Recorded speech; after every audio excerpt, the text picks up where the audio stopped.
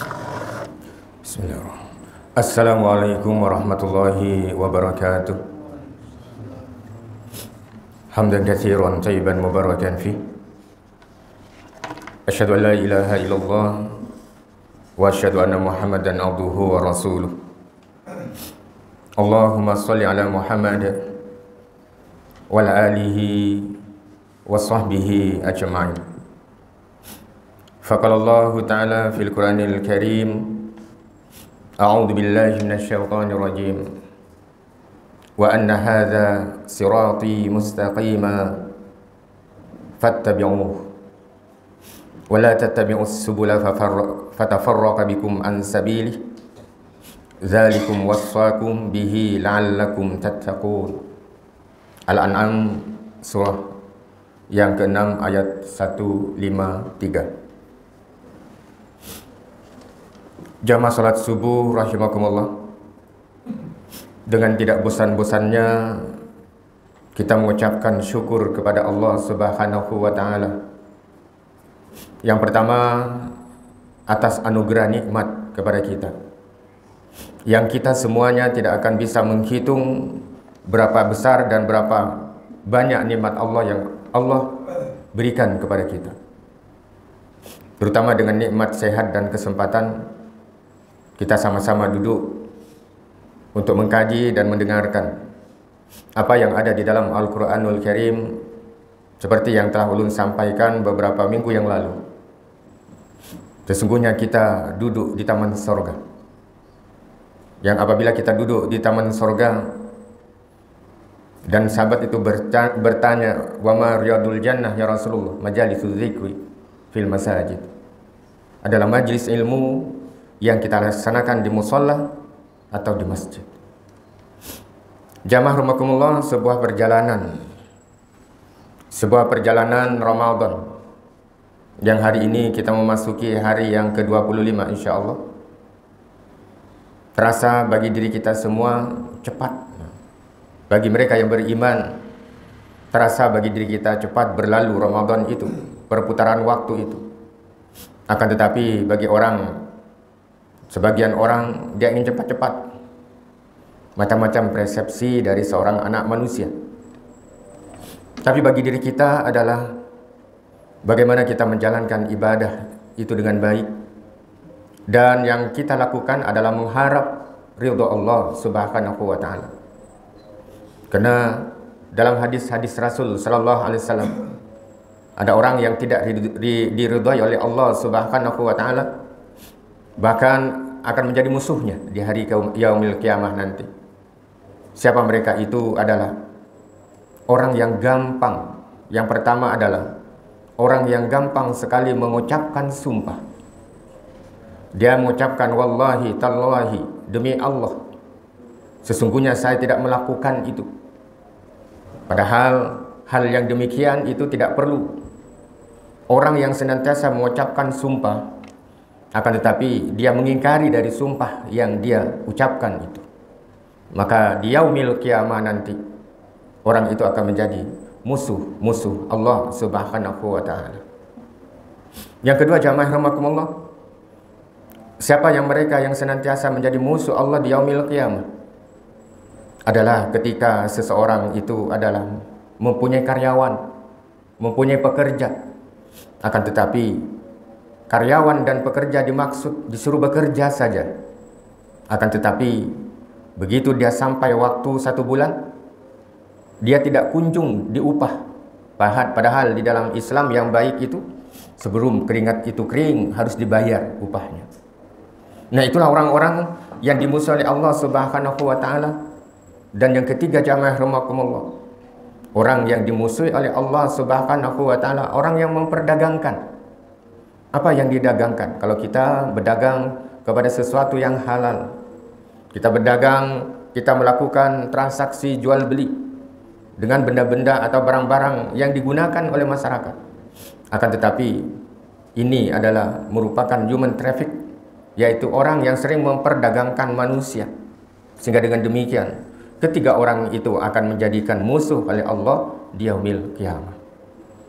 Oleh karenanya di dalam Al-Quran disebutkan pada mukaddimah tadi, pada surah Al-An'am. Surah Al-An'am itu adalah surah yang ke-6 di dalam Al-Quran. Ayatnya 153. Wa anna hadha sirati mustaqima fattabi'u.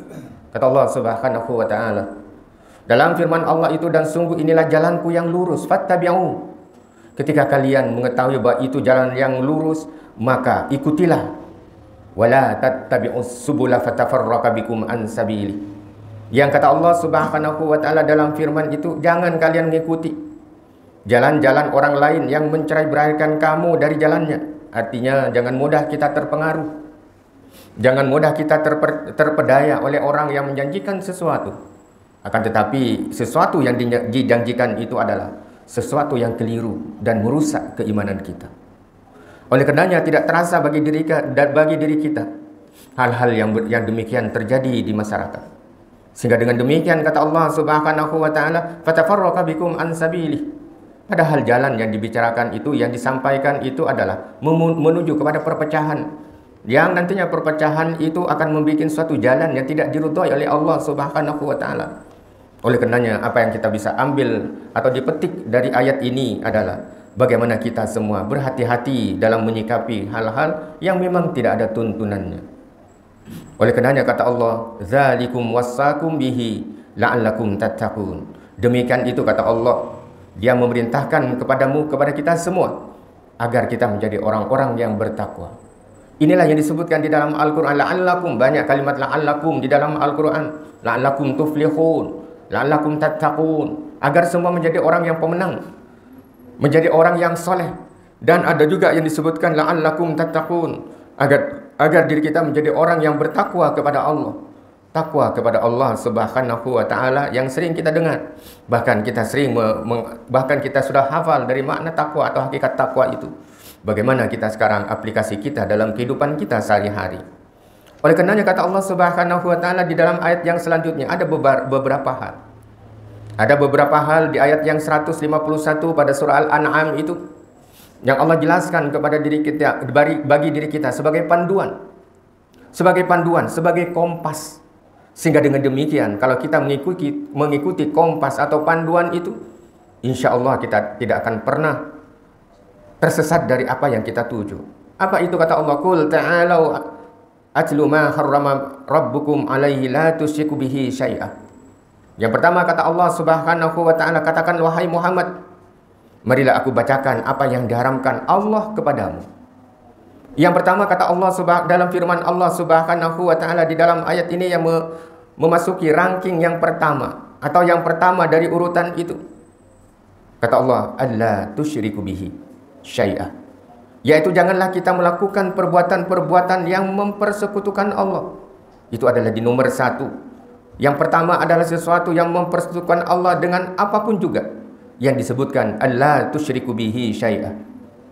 Bagaimana kita menghindar dari sesuatu yang menjerumuskan diri kita, yang disebut dengan perbuatan syirik yang meruntuhkan nilai keimanan kita. Yang perbuatan syirik itu seperti layaknya di dalam sebuah hadis itu, semut hitam yang berjalan di tengah kegelapan malam, sudah hirang di malam pula, mana kita kelihatan dari semut itu. Nah, oleh karenanya kata Allah Subhanahu wa ta'ala, alla tusyriku bihi syai'ah, janganlah kita menyekutukan Allah dengan siapapun juga. Yang kedua kata Allah Subhanahu wa ta'ala, amun kuitan kita masih ada, kalau orang tua kita masih ada, apa yang harus kita lakukan? Wabil walidaini ihsana. Bagaimana kita berbuat baik kepada kedua orang tua. Beruntung bagi diri kita yang masih lengkap orang tuanya, bagaimana membahagiakan dia, bagaimana membuat dia tersenyum. Tapi yang tidak boleh adalah bagaimana seseorang itu yang membuat dia kecewa dan menangis, sehingga dia akan menjadi sebuah kutukan kepada orang-orang yang menyakitinya. Oleh karenanya, kalau orang tuanya sudah meninggal, gimana? Kalau orang tua yang sudah meninggal, maka kita harus berbuat baik dengan cara apa? Maka di dalam hadis itu dijelaskan bagaimana kita selalu mendoakan kepada kedua orang tua kita. Dengan demikian, kita akan berdoa kepada Allah Subhanahu wa ta'ala, mendoakan kedua orang tua kita, Rabbi ufirli wali walidayya warhamhuma kama rabbayani saghira. Yang kedua, jamaah rahimakumullah, wala taqtulu auladakum min imlaq. Dalam suasana perkembangan zaman sekarang ini, Banyaknya orang yang membunuh, yang menggugurkan kandungannya ketika dia melakukan sebuah perbuatan yang terlarang, karena dia tidak bisa menanggung aib atau supan dengan orang lain atau malu dengan orang lain. Maka dengan sangat gampangnya dia menggugurkan atau dia membunuh bayi-bayi yang tidak berdosa itu. Kenapa? Kalau banyak anak nanti kita repot, dan apalagi orang tuanya tidak ada. Dan kalau punya anak tidak ada orang tuanya, gimana malu kita menanggung malu aib kepada orang lain. Ada juga yang memang dia hubungan syah, akan tetapi disebutkan di dalam ayat ini, wala taqtulu auladakum min imlaq. Artinya takut nanti kalau punya anak takut miskin. Padahal kata Allah di dalam ayat yang ulun bacakan, Allahu yabsutur rizqa liman yasha'u min ibadihi wa yaqdirlah. Sesungguhnya Allah Subhanahu wa taala sudah mengatur rezeki kepada kita dan kepada anak-anak kita yang dilahirkan itu. Oleh karenanya jamaah rahimakumullah, utlu ma harrama rabbukum alaikum. Bagaimana sesuatu yang diharamkan oleh Allah? Yang pertama, lakukan kesyirikan. Yang kedua, jangan menghardik kedua orang tua kita. Artinya wabil walidaini ihsana. Bagaimana kita berbuat baik, berbuat ihsan kepada kedua orang tua kita. Yang ketiga adalah jangan kita membunuh anak-anak kita dalam ayat ini karena takut miskin. Nahnu, kata Allah, nahnu narzuqukum wa iyyahum. Akulah yang memberikan rezeki kepadanya dan kepada mereka. Itulah jaminan Allah Subhanahu wa taala. Yang ketiga, yang keempat adalah bagaimana seseorang itu yang akan mendapatkan ridha dari Allah Subhanahu wa taala. Wala taqrabul fawahish ma dhahara minha wa ma batan. Jangan kamu dekati perbuatan-perbuatan fawahish, perbuatan-perbuatan yang keji. Oleh karenanya kita tidak bisa mengelak apa yang ada di WA, apa yang ada di FB, di Facebook. Bagaimana kalau kita ketemu yang demikian? Apakah kita harus tonton? Tidak, kita lewati dan kita abaikan. Itulah cara atau trik bagaimana kita tidak melihat. Dengan demikian kata Allah Subhanahu wa taala, tidak hanya pada saat kita berada di muka umum, akan tetapi yang celakanya itu adalah ketika kita membuka sesuatu yang dilarang oleh Allah Subhanahu wa taala dalam video dan lain sebagainya, pada saat orang sudah tidak ada dengan kita, artinya tidak ada seorang pun yang ada di tengah-tengah kita, lalu kita masuk kamar, lalu kita membuka sesuatu yang diharamkan oleh Allah Subhanahu wa taala itu. Oleh karena jamaah rahimakumullah, wala, yang seterusnya yang terakhir adalah wala taqtulun nafsal lati harramallahu illa bil haqq. Kata Allah Subhanahu wa taala, jangan mudah menghilangkan nyawa seseorang. Mahal betul itu. Dan itu adalah merupakan tanggung jawab kita di hadapan Allah. Wala taqtulun nafsa. Jangan kamu gampang untuk membunuh seseorang. Hanya dengan kesalahan yang sepele, dia sanggup berkelahi dan tumpah darah di situ, sehingga ada salah satu yang menjadi korban. Yang sering kita dengar, hanya dengan kesalahan tarif parkir atau kurang bagian atau tidak sama dalam pembagiannya, langsung dia menghunuskan senjata sehingga kawannya sendiri yang kehidupannya mereka sehari-hari sama-sama, sehingga mereka itu menemui ajalnya. Itu disebutkan oleh Allah, wala taqtulun nafsal lati harramallahu illa bil haqq dzalikum, kata Allah, dzalikum wasaqum bihi la'allakum taqilun. Kata Allah Subhanahu wa taala, ini adalah sebuah wasiat, ini adalah sebuah nasihat kepada kita semuanya. Agar apa? Kita menggunakan akal fikiran kita. Kita menggunakan akal fikiran kita. La'allakum taqilun. Ketika Allah memberikan sesuatu yang lebih kepada manusia, yang melebihi dari makhluk yang lain, sesuatu yang tidak ditandingi dari apa dan yang diberikan kepada makhluk yang lain, ketika manusia diberikan akal fikiran kepada kita. Sehingga dengan demikian, dengan akal fikiran itu kita bisa membedakan mana yang baik, mana yang buruk, mana yang sunnah, mana yang bukan, dan mana yang halal, dan mana yang haram, mana yang makruh, dan lain sebagainya. Ketika kita menggunakan hal yang demikian itu, selalu berpikir sebelum berbuat, maka Allah katakan, la'allakum ta'qilun. Agar kalian menggunakan akal fikiran yang diberikan oleh Allah Subhanahu wa taala. Bukankah kita sering membaca surah At-Tin? Laqad khalaqnal insana fi ahsani taqwim. Sungguh pada diri manusia itu adalah terdapat tubuh atau yang sangat lengkap, yang sangat sempurna diberikan Allah kepada diri kita. Yang dilakukan bagi orang yang beriman, yang dilakukan bagi orang yang bertakwa itu adalah bagaimana kita selalu mengharapkan ridho dari Allah Subhanahu wa taala. Sehingga dengan demikian disambung di dalam ayat 152 pada surah yang sama. 152 pada surah yang sama, yaitu surah Al-An'am. Salah satu surat yang dinamakan nama binatang di dalam Al-Quran. Al-An'am. Wala taqrabu malal yatim. hatta illa billati hiya hatta yablugha asyuddah. Jangan kamu dekati apa yang dilarang oleh Allah Subhanahu wa taala, al-malu, harta-harta anak yatim, dengan berkeinginan untuk menguasainya, illa billati hiya asanu hatta yablugha asyuddah. Kecuali kata Allah Subhanahu wa taala, si anak yatim itu sudah dewasa, sudah mempunyai akal fikiran, dia menentukan sendiri nantinya. Sehingga dengan harta yang ditinggalkan oleh orang tuanya itu, dia berpikir dan dia menggunakan hartanya itu, baru kita serahkan. Jangan pada saat seseorang itu tidak mampu untuk melakukannya. Itulah yang sifat buruk pada manusia adalah ketika dia diberikan akal, selalu dia mengakal-akali orang. Bagaimana seseorang yang diberikan akal supaya bisa memilah dan memilih mana yang benar, mana yang salah. Akan tetapi kalau sudah nafsu itu berkehendak, maka yang ada di otaknya, yang ada di pikirannya itu adalah dia selalu mengakal-akali orang. Oleh karenanya jamaah rahimakumullah, begitu jelas apa yang disebutkan dalam Al-Quran itu tidak hanya dalam konteks ketauhidan kita kepada Allah, akan tetapi dalam konteks sosial Allah memberikan wasiat kepada diri kita, wa auful kaila wal mizana bil qist. Hendaklah kita ketika kita menggunakan mizan, ketika kita menggunakan timbangan, jangan mengakal-akali timbangan itu. Kalau kita membeli, artinya kita ingin yang lebih, tapi yang menjual selalu mengurangi dari apa yang dia jual. Oleh karenanya kata Allah, hendaklah kita fa'adilu, sehingga disebut dengan wazan. Timbangan itu kan ada dagingnya itu, ada batunya, ada barang yang dijual itu, sehingga balance rata antara burung yang dua itu menunjukkan bahwa benda itu adalah sesuatu yang memang sah untuk dijual. Oleh karenanya, tapi masih ada orang sebagian melakukannya itu digantungi sedikit di batunya, gitu, sehingga lebih berat. Maka kata Allah Subhanahu wa taala dalam konteks sosial, Islam mengaturnya demikian, wala talmizu fa'tadilu, hendaklah kalian berlaku adil. Sehingga kalau kita melakukannya demikian, ada seseorang itu yang dirugikan. Yang dirugikan dengan mengharapkan keuntungan, tapi kaliannya berapa, gitu kan. Satu kali duduk di pasar, kalau kita gantungi paku 3 atau paku 4, kali berapa puluh orang, berapa ratus orang yang menukar itu. Jelas dalam pandangan mereka itu mendapatkan sesuatu yang baik. Akan tapi dalam pandangan Allah Subhanahu wa taala sesungguhnya mereka itu mencuri. Artinya mencuri dari sesuatu yang hak itu dengan cara-cara yang batil, atau menutupi sesuatu yang hak itu dengan menutupi dengan sesuatu yang batil, sehingga seseorang itu menganggap itu adalah sesuatu yang baik, sesuatu yang benar. Hal yang demikian itu yang dilarang oleh Allah Subhanahu wa taala.